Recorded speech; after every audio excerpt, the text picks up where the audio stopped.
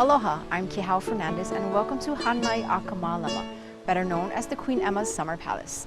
This Nu'uanu home was the royal retreat for Queen Emma, her husband King Kamehameha IV, and their son Prince Albert Edward. But before we actually go into the home, I'd like to share with you a little bit of history about this magnificent place. Hanai Akamalama is one of only 3 palaces in the United States. All were home to Hawaiian royalty. This Nu'uanu home is on the National Register of Historic Places. It was built around 1848. The original owner and builder, John George Lewis, purchased the land from the Hawaiian government. According to Lewis family history, prefabricated pieces of the home came around the Horn from Boston and were delivered and assembled on this site. This beautiful home is of Greek Revival structure with 6 Doric columns. In 1850, John Young II purchased the home. He named it Hanai Akamalama, which means foster child of the light. His niece Emma loved this home and stayed there often. He left it to her when he died in 1857. Emma herself was born on January 2, 1836. She would become Queen Emma after marrying Alexander Liholiho, King Kamehameha IV. There are a few pictures of this home. The king and queen had several homes, but Hanai Akamalama became their retreat from hot, dusty Honolulu.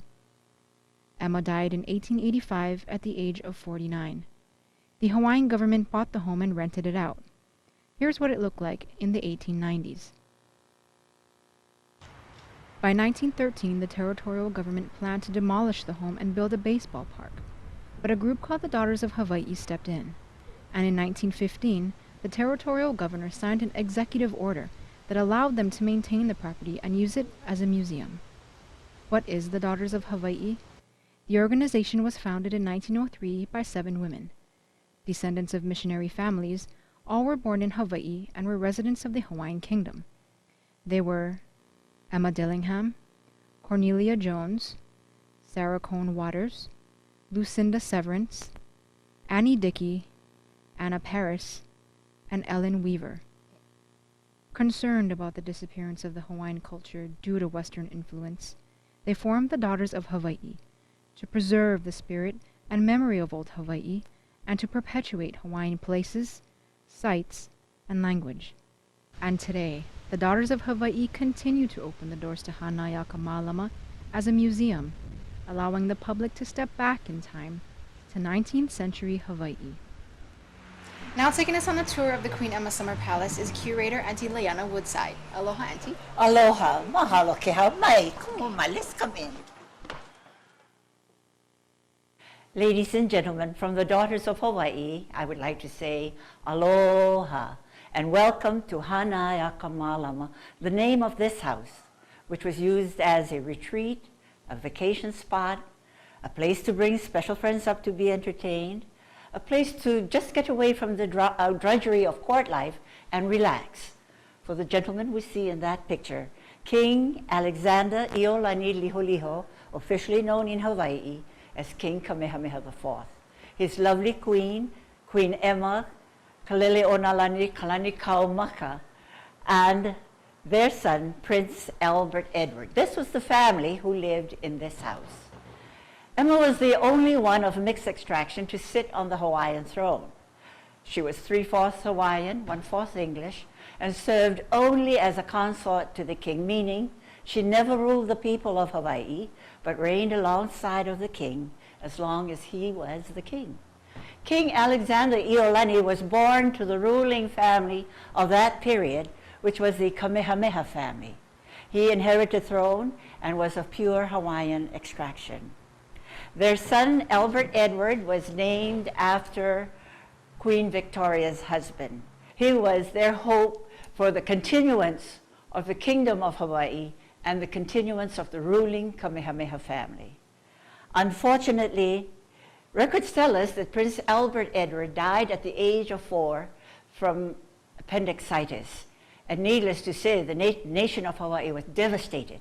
The king was so terribly distraught over the loss of his son. He went into deep depression. He was an asthmatic. He had pending kingdom problems. His son's passing only compounded his mental and physical condition. Records tell us he passed away about a year after his son. As we continue on our tour, we're going to see these tall feather standards throughout the house. They're called kahili, and for the Hawaiian, very important in their culture, and was formal identification of the rulers of the nation of Hawaii. Every kahili we will see in this house is made of feathers from native Hawaiian birds, because feather was the symbol of royalty. Right above the doorway, we see the royal seal of Hawaii and the motto, which reads, "Ua mau ke ea o ka aina I ka pono." The life of the land is preserved in righteousness. That was given to the kingdom of Hawaii by King Kamehameha III, King Kauikeauli. Here we see Queen Emma's hat, coat, umbrella, stand in Victorian design. At the base of the stand, we see a cast iron basin which caught all the wet drippings of the articles that were hung there. Originally, this room was the dining room. The kitchen was a separate building. After they got married and moved into this house, it became their bedroom. And what we see here is their bed, which is defined as a four-poster koa bed. Koa is the native wood from which this bed was made, and botanists refer to the wood as acacia koa. Two American cabinet makers moved to Hawaii in the early 1800s and settled in Lahaina, Maui. And bringing with them their tools and their dreams, they settled in Lahaina, Maui, and established a furniture-making business called Halstead and Hoyt Incorporated. And this is an example of the work of Halstead and Hoyt Incorporated. Baby's cradle was made on this island of Oahu. In anticipation of their child, the king commissioned a German cabinet maker who was living in Hawaii in those early years by the name of Wilhelm Fischer to make a cradle for their anticipated baby. And that was Mr. Fischer's creation, using four native Hawaiian woods. Koa, kou, milo, and kamani are all in that cradle. The gooseneck held a mosquito net to protect the baby from bugs and the mosquito. And records tell us that the king paid Wilhelm Fischer $600 for the cradle. Well, that was considered a fortune for the Hawaiian people in those early years. Prince Albert Edward was born May 20th, 1858, and the cradle was completed waiting for the prince to arrive. The other bed that we see in this room was a recent acquisition to the house. It is defined as a sleigh bed, also made by Wilhelm Fischer, and also made from the Hawaiian wood koa. When Emma passed away, her estate was auctioned, and so many of her personal property went into private hands. And this particular bed went into the hands of the Judge Charles Height family. And of course, after their demise, their son inherited the bed. He moved to the mainland. So one day I get a call from him and he says, "Leanna, I'm returning the bed to Emma's house. It belongs there." What we see here is called an umeke by Hawaiians. And you will see many umekes in this house of different sizes, for water, for food, and something of this size or larger was used to store their personal belonging, clothing, which was very simple, just long pieces of tapa material folded and placed in a container like this. Sheetings, blankets, maybe one set aside for very personal things such as comb and mirror. And then they would place one umeke of articles on top of the other, like we have dresser drawers, one on top of the others there, and in such a manner also, one on top of the other. On the floor here is Prince Albert Edward's bathtub. When he was born, the Emperor of China sent the bathtub as his gift to the Hawaiian prince. It's made of porcelain, and you look to the bottom of the basin, you'll see a cork or a plug to take care of the water. The other pieces of furniture or articles in this room, again, all belong to Queen Emma. Her rocker, her armoire, both made of koa, and the dressers, rocker. We have here King Alexander Iolani's horsehair rocker, and evidently records tell us was a favorite chair of his. This room was originally used as the sitting room or the receiving room. the parlor, the music room, the library, kind of an all-purpose room. The gentleman we see on in that picture is very important to this house. This is John Young II and his chiefess, or his lady, Chiefess Alapa'i Nui. They were the ones who owned this house. They lived in this house. Emma, as a child and growing up, spent many happy days with her auntie and uncle. In his will, when he passed away, he left this house to Emma. In 1865, Queen Emma took a trip to Europe, and while in Germany, purchased the baby grand we see there. The trade name is Emil Oshberg. The piano was made in Dresden, Germany. I might add that she was an accomplished pianist, so you can understand her excitement all the way from Hawaii on a sailing ship to Europe and getting to Germany, saw the piano, just like a woman had to have it, purchased it, placed it on a sailing ship, and back to Hawaii it came. Today the piano still plays fairly well. It's in good tune, and we ask people to play the piano. If you can play us a lovely tune to give the piano the class from which it came, be our guest.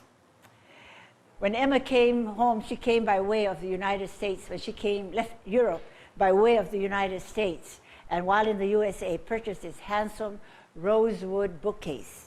It has a drop front or drop leaf secretary. The books that we see in the cabinet are all original to the king and queen. I might mention that they were avid readers and subscribed to many periodicals and magazines that found its way to Hawaii. And started, as their collection of books grew, they started what was called the reading room, and shared their collection of books with whoever wished to come into the reading room and go through the books. And that reading room eventually mushroomed into what we know today as the Hawaii State Library. And their books were one of the first ones to start the library. The cabinet we see straight ahead displays 3 feather capes. Here we have the symbol of royalty again in the feathers. And capes of that sort were worn by the lesser chiefs of Hawaii or the royal women. If you saw a gentleman strutting himself in a cloak of this size, it told you that he was the highest chief among chiefs, made from hundreds and thousands of feathers from native birds of Hawaii. The red feather comes from the Hawaiian bird Eevi, and Eevi is still quite plentiful in the Hawaiian Islands, but still on the endangered species list. And the yellow feather comes from the Hawaiian mamo. Mamo is extinct. It is no longer with us. The length of those feathers would be about the size of the nail on your baby finger. And that particular cloak belonged to King Alexander Iolani Liholiho. On that wall, straight ahead, we see a picture of King Alexander Iolani and Queen Emma. It was taken for their engagement. And you will notice they autographed right under their pictures. This is King Alexander Iolani's smoking jacket, made by hand by Queen Emma. The whole design is what they call Victorian patchwork, and an exquisite piece, a lovely piece of handwork made by Queen Emma for her husband. We also have in this same cabinet a silver chalice, a gift from Queen Victoria. Queen Victoria was godmother to Hawaiian Prince Albert Edward and sent the silver chalice as his christening cup. Unfortunately, the prince passed away before the christening cup arrived. It was never used for that particular purpose or baptism. I should also mention, while we're talking about christening cup, King Alexander and Queen Emma introduced the Church of England, or the Anglican religion, to Hawaii. They gave the lands and monies and put up St. Andrew's Cathedral in downtown Honolulu. Then affiliated with the church, they founded a private girls' school, St. Andrew's Priory. Also, the king took to develop a boys' school, giving the boys' school his name, and the school was called Iolani School for Boys. And both institutions are still in operation. The cabinet on that side, we see smaller kahili. When we started the tour, I introduced you to the large ones, which were for more formal use. These smaller ones were for more informal use, to be used as fans, to wave over royalty for their comfort, or to go off unexpectedly, unplanned, let's say, to the beach. The attendants would accompany them with the smaller kahili, and this told the people their chief was among them, but that they could dispense with some of the protocol that went with the larger kahili. But by the same token, also told them, please do not touch, he is ali'i. The table that we see here is a beautiful table, all made of Hawaiian woods. The design is what you might call inlaid parquet. And this table was made in Germany for Queen Emma. King Alexander Liholiho sent the woods to Germany and ordered the table. And back around the horn came this beautifully inlaid parquet table. What we have in the cabinet right across from you is some personal jewelry and collections of things that belong to Emma. As for one outstanding piece is the necklace made from tiger claws and roll gold seed pearls, and was a necklace from a Maharaja to Queen Emma. The other bracelet you see in the back is the cover is up with Victoria's hair. That bracelet was a gift from Victoria to Queen Emma when she was in England. Victoria gave her that lovely bracelet. This room was Prince Albert Edward's bedroom, and as you can see, we have his crib back here and nurse's bed. Both pieces, again, were made by Wilhelm Fischer, who made quite a bit of pieces of furniture in this house. But the unique thing about this bed is its coverlet. This is a typical Hawaiian blanket out of that Hawaiian Hawaii, made from the material they called tapa. Things in that cabinet most of it belonged to Albert Edward. We have his velvet suit with a silk shirt, which I suppose would be what he is wearing in that photograph on the top shelf. We have a red jacket with the number 4 and a silver horn. Prince Albert Edward was made mascot or honorary member of Honolulu Fire Station by the firemen. The silver cup that we see there was a gift from the firemen, but they kept the cup at the fire station so that when the prince went there to visit, he had his own cup from which to drink. On the top shelf, we see a round toy that looks like a ball on the shelf. In his mother's diary, she mentioned that it was his favorite toy. It's carved from a coconut. The facial outline is inlaid mother of pearls. And of course, you see there's a hole where the mouthpiece should be. And she said he would fill it with water and run around and swing it around his head so the water would fly all around. And that's the way she described it in her diary.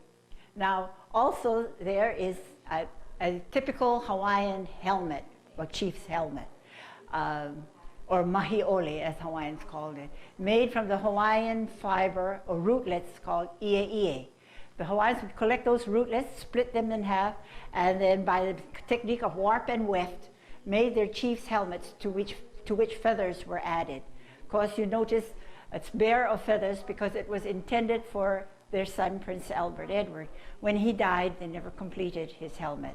Before 1869, Emma received word from Queen Victoria that her son, the Duke of Edinburgh, Albert Edward, planned a visit to Hawaii.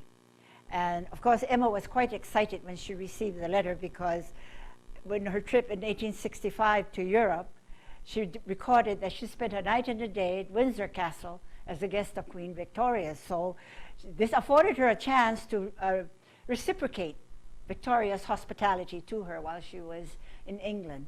And she wanted to have a soiree to introduce the Duke of Edinburgh to the dignitaries of Hawaii at that time. However, there wasn't a room large enough in the original house to have the party, but that didn't dampen Emma's spirits. She went ahead and added this room to the original house, called it the Edinburgh Room. When he arrived, he presented Emma with this Davenport. She placed it in this room, and here it sits. This handsome piece we see against this wall was a wedding gift from Queen Victoria and her husband consort, Prince Albert Edward. So Alexander Iolani wrote to Victoria informing her of their upcoming wedding, which was to be 2 years hence from the writing. Well, several months later, he received a letter from Victoria's husband consort, Prince Albert Edward, and in part mentioning I hear you have an excellent wood in Hawaii called koa. Do you suppose I could have several logs? Well, Alexander Iolani wasn't going to question Victoria's husband. He just got the logs and put it on a sailing ship, and off to England it went. Now, records tell us about a month or two before the wedding arrived this china cabinet from Germany, made in Germany from the Hawaiian wood koa as the wedding gift from Queen Victoria and her husband. It's an incredible piece of work. The china that we see in the cabinet was also a gift from Queen Victoria, and we are told it is one of the world's finest English bone china called Spode Blue and White Copeland. Now, the portraits in the room, let's meet the family, the Kamehameha family. Kamehameha I, of all the ruling chiefs of Hawaii, he and he alone he called the Great. Great King Kamehameha was Alexander Iolani Kamehameha IV. This was his grandfather.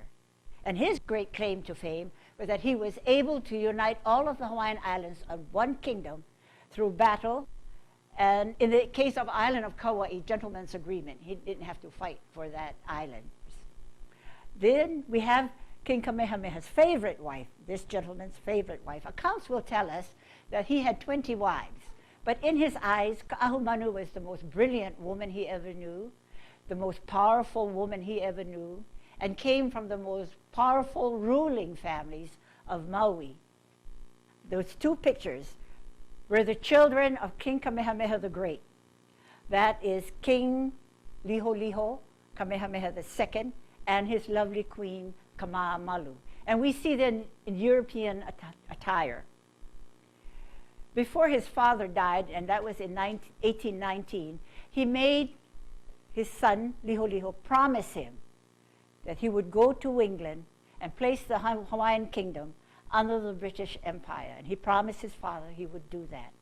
Unfortunately for the king and queen, when they got to England, there was a measles epidemic. And they both caught the measles and died in England, unfortunately, and was not able to consummate that arrangement between Kamehameha the Great and King George IV. And so his brother then to the right came to the throne. This is Chief Kauikeauli and his queen Kalama. Now, of all the ruling chiefs of Hawaii, Kauikeauli ruled Hawaii the longest. He came to the throne at the age of 11 and ruled Hawaii for 30 years. Piano just below those portraits was the first piano Emma owned. She took her first lesson on the piano at the age of 10, and it's called a Collard and Collard. The rest of the furniture we see throughout the house was original to the king and queen, but not necessarily from this house alone. Our records tell us they had 6 homes, but of the 6 homes, only 2 stand today. This house, which is Hanai Akamalama, and Hulihe'e Palace in Kailua Kona on the island of Hawaii. The rest of their homes have all given up to time and progress. But luckily, through the course of time, the Daughters of Hawaii were able to salvage and save some of the pieces of furniture from these other homes, and were able to purchase back some of the Emma's furniture, which we have divided between the 2 existing houses today. The Daughters of Hawaii have done a wonderful job restoring and refurnishing this home. It seems as though at any time you could turn around and find Queen Emma playing the piano. We leave Auntie Leana knowing so much more about this special home and the people who lived here, but there is so much more to see as we venture outside. Just behind the Summer Palace is the museum's gift shop. It's a quaint little shop filled with hundreds of locally handcrafted items, from Hawaiian ornaments to children's clothing, and there's a wonderful selection of books on Hawaii's history and her people. Adjacent to the palace is a lovely building called Emalani Hale. It was built in the 1950s. Workshops and cultural classes are held here. This meeting hall is available for private parties and functions. Just as impressive as the Summer Palace are the palace grounds. 3 magnificent mango trees stand to the front of the palace. They were planted by King Kamehameha IV, Queen Emma, and their son Prince Albert Edward. It's also said the little prince planted this tamarind tree as well.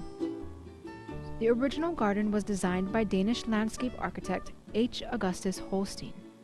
Rose bushes, or loke as they're called in Hawaiian, were planted near the perimeter of the palace.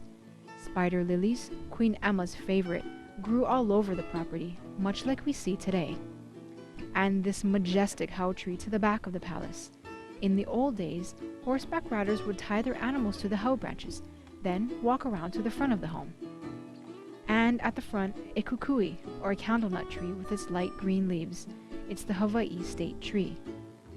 Several ohi'alehua trees are planted on the property. The leaves and blossoms are often used in lei. According to legend, if a lehua blossom is plucked on the way to the mountains, it will rain. Stroll along a winding path, and you'll find yourself surrounded by beautiful flowers, lush green ferns, and an auwai, or stream. The path leads to Prince Albert Terrace, named for the young prince.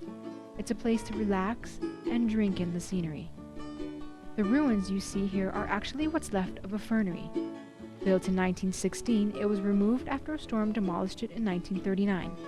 The stonework that remained is now adorned with vines and ferns.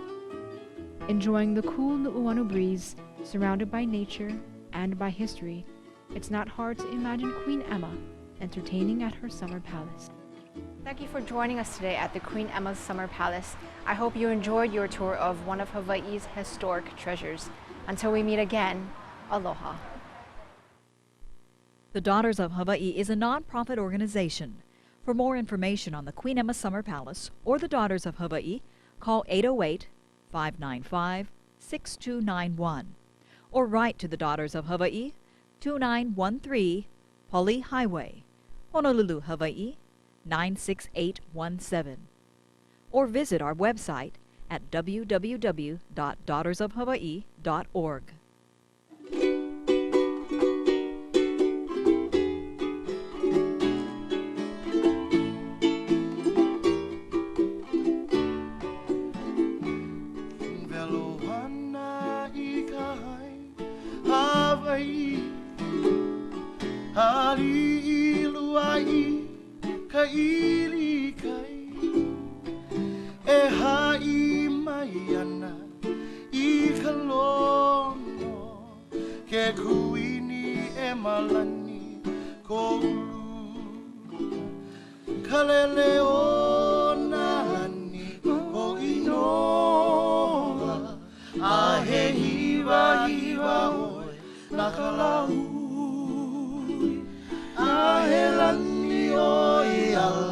No